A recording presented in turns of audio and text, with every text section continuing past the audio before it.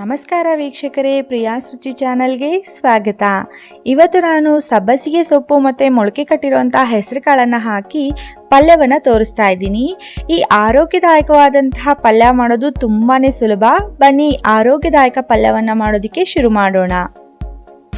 ಈ ಪಲ್ಯ ಮಾಡೋದಕ್ಕೆ ನಾನೊಂದು ಕಡಾಯಿಯನ್ನು ತಗೊಳ್ತಾ ಇದ್ದೀನಿ. ಇದಕ್ಕೆ 1 ಟೀ ಸ್ಪೂನ್ ಅಷ್ಟು ಎಣ್ಣೆಯನ್ನು ಹಾಕಿ 4-5 ಹಸಿಮೆಣಸಿನಕಾಯಿನ ನಾವು ಚೆನ್ನಾಗಿ ಫ್ರೈ ಮಾಡ್ಕೊಳ್ಬೇಕಾಗುತ್ತೆ.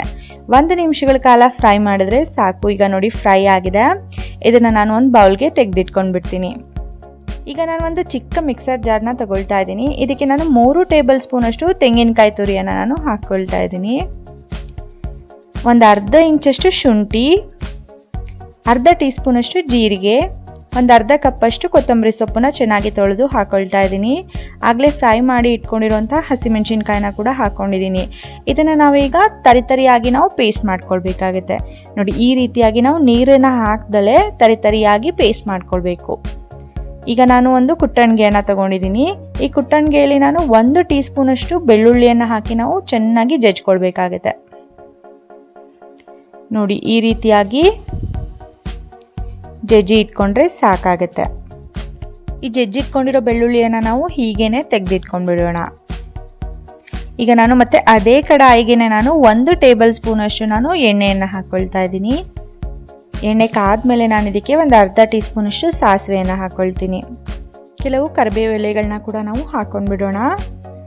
ಈಗ ನಾನು ಆಗಲೇ ಜಜ್ಜಿ ಇಟ್ಕೊಂಡಿದ್ನಲ್ಲ ಆ ಬೆಳ್ಳುಳ್ಳಿಯನ್ನು ಕೂಡ ಹಾಕ್ಕೊಂಡಿದ್ದೀನಿ. ಒಂದು 1/4 ಸ್ಪೂನ್ ಅಷ್ಟು ಇಂಗು ಮತ್ತು 1/4 ಸ್ಪೂನ್ ಅಷ್ಟು ಅರಿಶಿನ ಹಾಕ್ಕೊಂಡು ನಾವು ಚೆನ್ನಾಗಿ ಫ್ರೈ ಮಾಡ್ಕೊಳ್ಬೇಕು. ಎಣ್ಣೆಯಲ್ಲಿ ಅರಿಶಿನ ಹಾಕೊಳ್ಳೋದ್ರಿಂದ ತುಂಬಾ ಒಳ್ಳೆ ಬಣ್ಣ ಬರುತ್ತೆ.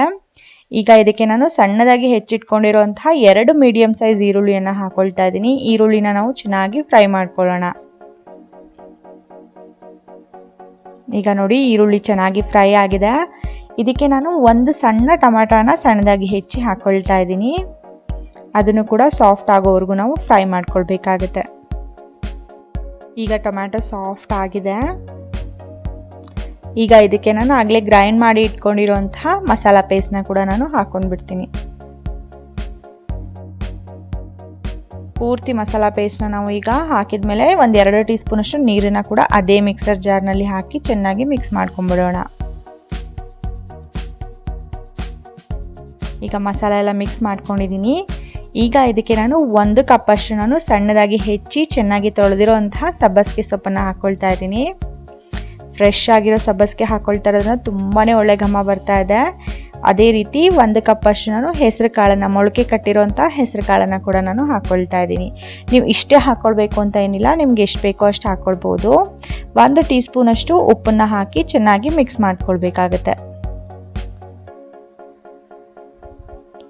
ನೀವು ಅರ್ಧ ಕಪ್ ಹೆಸರು ಕಾಳಲ್ಲೂ ಕೂಡ ನೀವು ಈ ಪಲ್ಯವನ್ನು ಮಾಡ್ಕೊಳ್ಬೋದು. ಈಗ ಪೂರ್ತಿ ಮಿಕ್ಸ್ ಮಾಡಿದ್ಮೇಲೆ ಇದಕ್ಕೆ ನಾನು ಒಂದು ಅರ್ಧ ಟೀ ಸ್ಪೂನ್ ಅಷ್ಟು ಗರಂ ಮಸಾಲ ಪುಡಿಯನ್ನು ಹಾಕ್ಕೊಳ್ತೀನಿ. ಜೊತೆಗೆ ಒಂದು ಅರ್ಧ ಕಪ್ ಅಷ್ಟು ನೀರನ್ನು ಕೂಡ ಹಾಕ್ಕೊಳ್ತೀನಿ. ಈಗ ಒಂದ್ಸಲ ಚೆನ್ನಾಗಿ ಮಿಕ್ಸ್ ಮಾಡ್ಕೊಳ್ತೀನಿ. ಕೇವಲ ಅರ್ಧ ಕಪ್ ನೀರು ಯಾಕೆ ಹಾಕಿದ್ದೀನಿ ಅಂದರೆ ಸಬ್ಬಸಿಗೆ ಸೊಪ್ಪು ಕೂಡ ಸ್ವಲ್ಪ ನೀರನ್ನು ಬಿಡುತ್ತೆ. ಈಗ ನಾವು ಒಂದು ಲಿಡ್ನ ಕ್ಲೋಸ್ ಮಾಡಿ 15 ನಿಮಿಷಗಳ ಕಾಲ ಬೇಯಿಸ್ಕೊಳ್ಬೇಕಾಗತ್ತೆ. ಈಗ ನೋಡಿ, 15 ನಿಮಿಷಗಳ ಕಾಲ ಆಗಿದೆ. ಈಗ ನಮ್ಮ ಸಬ್ಬಸಿಗೆ ಪಲ್ಯ ರೆಡಿಯಾಗಿದೆ. ಹೆಸರು ಕಾಳು ಕೂಡ ತುಂಬಾ ಚೆನ್ನಾಗಿ ಬೆಂದಿದೆ. ತುಂಬ ಒಳ್ಳೆ ಘಮ ಬರ್ತಾ ಇದೆ. ಈಗ ನಾನು ಗ್ಯಾಸ್ ಫ್ಲೇಮ್ನ ಆಫ್ ಮಾಡ್ಕೊಳ್ತಾ ಇದ್ದೀನಿ. ಇದನ್ನು ನೀವು ಬಿಸಿ ಬಿಸಿ ಚಪಾತಿ, ರೊಟ್ಟಿ ಜೊತೆ ತಿಂತಾ ಇದ್ರೆ ಮನೆಯಲ್ಲಿ ಎಲ್ಲರಿಗೂ ತುಂಬಾ ಇಷ್ಟ ಆಗುತ್ತೆ. ಈ ಆರೋಗ್ಯದಾಯಕವಾದಂತಹ ರುಚಿಯಾದ ಪಲ್ಯನ ಮಕ್ಕಳು ಕೂಡ ತುಂಬಾ ಇಷ್ಟಪಡ್ತಾರೆ. ಹಾಗಾಗಿ ನೀವು ಕೂಡ ಟ್ರೈ ಮಾಡಿ. ಟ್ರೈ ಮಾಡಿದ್ಮೇಲೆ ನಿಮ್ಮ ಅನಿಸಿಕೆ ಅಭಿಪ್ರಾಯಗಳನ್ನ ಕಮೆಂಟ್ ಮೂಲಕ ತಿಳಿಸೋದನ್ನ ಮಾತ್ರ ಮರಿಬೇಡಿ. ಹಾಗೆ ಪ್ರಿಯಾ ರುಚಿ ಚಾನಲ್ಗೆ ಲೈಕ್ ಮಾಡಿ. ಇವತ್ತಿನ ವಿಡಿಯೋ ನೋಡಿದ್ದಕ್ಕಾಗಿ ಧನ್ಯವಾದಗಳು.